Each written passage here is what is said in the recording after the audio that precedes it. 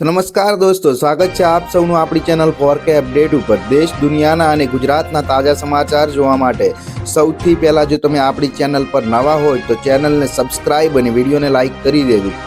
ત્યારે સૌથી પહેલા વાત કરીશું આપણે ગુજરાત જગતના 11 મોટા સમાચારોની। જ્યારે વાત કરવાની આવે છે ત્યારે 2030 સુધી કૃષિ નિકાસ બમણી થશે તેવું પીએમ મોદીના નેતૃત્વમાં કહેવામાં આવ્યું છે। જી હા દોસ્તો, પીએમ મોદીના નેતૃત્વમાં દેશ દરરોજ નવી ઊંચાઈઓ સ્પર્શી રહ્યો છે। ત્યારે ભારત સરકારનો પ્રયાસ સામાન્ય ખેડૂત દ્વારા ઉત્પાદિત પાકને વિશ્વ કક્ષાએ લઈ જવાનો છે। એવામાં જે હવે આપણે સફળ થતા હોય તેવું જણાઈ રહ્યું છે અને ભારતની કૃષિ નિકાસમાં રેકોર્ડ વધારો જોવા મળી રહ્યો છે। ત્યારે મિત્રો આપણે વાત કરીએ તો દેશની કૃષિ નિકાસ 2030 સુધીમાં બમણી થઈને $100 બિલિયન થવાની ધારણા છે। જો મિત્રો વાત કરવામાં વાણિજ્ય સચિવ સુનિલ બરથવારે સોમવારે જણાવ્યું હતું કે હાલમાં ભારતની કૃષિ નિકાસ $50 અબજ છે, એટલે 50% સુધીનો આંક સુધી તે પહોંચી ગયા છે, જે ખૂબ જ મોટા સમાચાર આવી રહ્યા છે। ત્યારબાદ મિત્રો બીજા સમાચારની વાત કરવામાં આવે તો હવે યુરિયાની નવી વેરાયટી આવી રહી છે।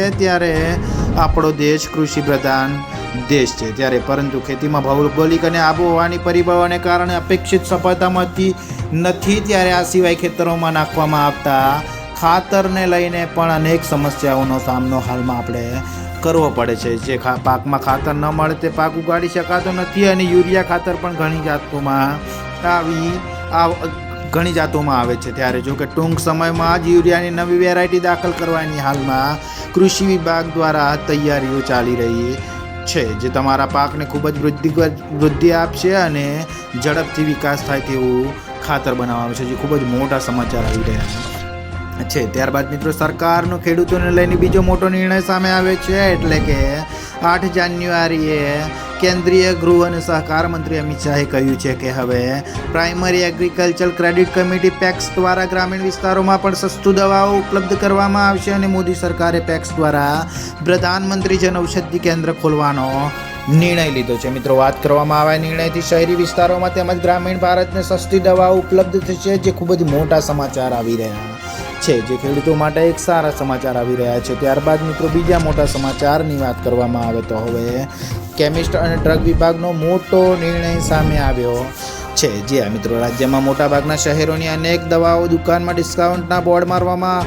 આવેલા હોય છે, જેની ઉપર ગુજરાત કેમિસ્ટ અને ડ્રગ એસોસિએશને લાલ આંક કરીને ચેતવણી આપી છે। મિત્રો વાત કરવામાં આવે હવે ગુજરાતમાં દવાની દુકાનોમાં ડિસ્કાઉન્ટ બોર્ડ લગાવી શકાશે નહીં અને જો આવું થશે તો Gujarat chemist and drug association તેમનું લાયસન્સ રદ કરી દેશે, તેમ કડક ભાષામાં જણાવવામાં આવ્યું છે, જે ખૂબ જ મોટા સમાચાર આવી રહ્યા છે। ત્યારબાદ મિત્રો બીજા મોટા સમાચારની વાત કરવામાં આવે તો અંબાલાલ પટેલે મોટી આગાહી કરી છે અને ગુજરાત પર મુસીબતનું માવઠું અને ચિંતા ખેડૂતોની વધી છે। આવા સંજોગોમાં ગુજરાતમાં હવામાનના જાણકાર અંબાલાલ પટેલે જાન્યુઆરી અને ફેબ્રુઆરી મહિનામાં હવામાન કેવું રહેશે તેની આગાહી કરી છે અને ખાસ પતંગ રસિયાઓ માટે ઉત્તરાયણના દિવસે પવન કેવો રહેશે તેની પણ અંબાલાલ પટેલે આગાહી કરી છે। ત્યારે અંબાલાલ પટેલે કહ્યું છે કે ઉત્તરાયણના દિવસે પવનની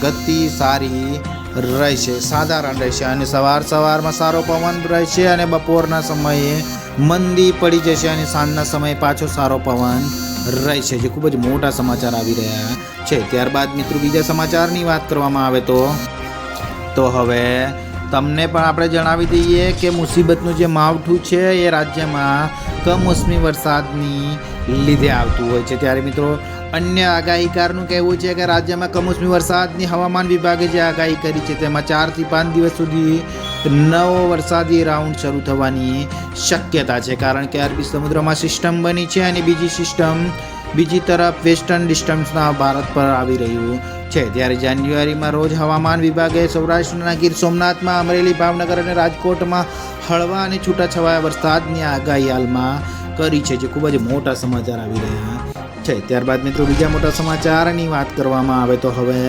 રામ મંદિરમાં આવ્યું આટલા કરોડનું દાન, તો હાલમાં જ 22મી જાન્યુઆરીને સૌ કોલ હાલમાં પ્રતિષ્ઠાની રાહ જોઈ રહ્યું છે। ત્યારે મિત્રો હાલમાં તો દેશમાં તમામ હિન્દુ લોકોમાં એક જ અનોખો ઉત્સાહ જોવા મળી રહ્યો છે, કારણ કે 22 જાન્યુઆરી રોજ પ્રભુ શ્રી રામની પ્રાણ પ્રતિષ્ઠા થવાની છે। જ્યારે મિત્રો જો મિત્રો 2019માં સુપ્રીમ કોર્ટનો આદેશ આવ્યા બાદ રામ મંદિર બનાવવા માટે એક કિંમત નક્કી કરવામાં આવી હતી. ત્યાર પછી તો રામ ભક્તોએ મન મૂકીને રામ મંદિર માટે દાન કર્યું છે.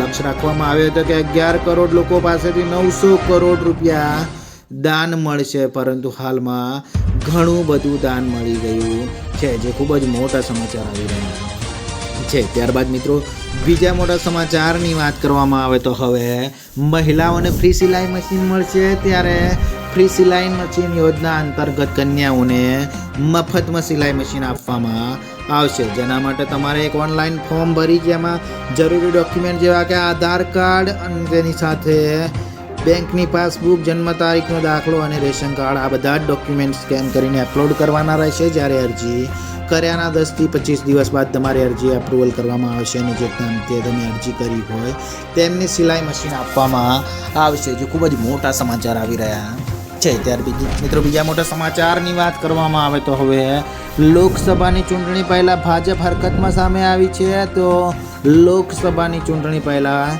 ગુજરાતમાં ભાજપ ગ્રામીણ મતદારોને આકર્ષવા વિશેષ અભિયાન ચલાવશે. ત્યારે મિત્ર ગામડે ચાલો અને અભિયાન અંતર્ગત પ્રદેશ જે અભિયાનનું નામ છે તેમાં ગામડે ચાલો એવું અભિયાનનું નામ આપવામાં આવ્યું છે. અને અભિયાન અંતર્ગત પ્રદેશ પ્રમુખ CR પાટીલ, CM ભૂપેન્દ્ર પટેલ અને મંત્રીઓની સાથે પદાધિકારીઓ ગામડામાં રાત્રિ રોકાણ કરશે. પ્રવાસ દરમિયાન ગ્રામ સભાઓ, ખાટલા બેઠક અને ઘરે ઘરે સંપર્ક કરીને ખેડૂત સંમેલન યોજવામાં આવશે, જે ખૂબ જ મોટા સમાચાર આવી રહ્યા છે. ત્યારબાદ મિત્રો બીજા મોટા સમાચારની વાત કરવામાં આવે તો હવે ચૂંટણી પહેલા દેવા માફી અંગે ખુલાસો કરવામાં આવે છે. તો ચૂંટણી માટે સૌથી મોટા સમાચાર એ છે કે ખેડૂતોના હિતમાં કોઈ નિર્ણય લેવાય. ત્યારે મિત્રો વાત કરીએ આપણે ખેડૂતો માટે સૌથી મોટા સમાચાર આવ્યા છે કે ખેડૂતોના દેવા માફીને લઈને મોટા સમાચાર સામે આવ્યા છે. મિત્રો ગુજરાતમાં કુલ 43 લાખ ખેડૂતો એવા છે કે જેના માટે અત્યારે દેવું છે અને આ ખેડૂતોનું દેવું એમને નથી થઈ રહ્યું, પરંતુ આવી કુદરતી આફતો વારંવાર આવે છે, અતિવૃષ્ટિ સર્જાય છે અને ખેડૂતોનો પાક નિષ્ફળ જાય છે અને વાવાઝોડા પણ આવી જાય છે.